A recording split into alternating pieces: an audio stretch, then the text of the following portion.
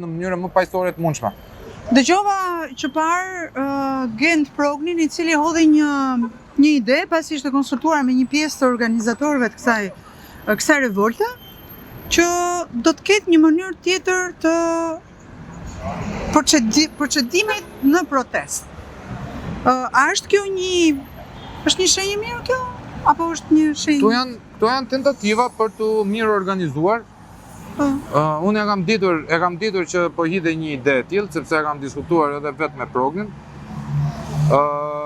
Shpresoj që të jetë mënyra më e mirë e mundshme që kushdo nga neve, kushdo nga pjesëmarrësit, nga bashkëlufttarët, t'japi, si thua, t'japi verdiktet e veta, t'japi mendimet e veta, sugjerimet e veta se qysh se tek duhet luajë me simbolikën.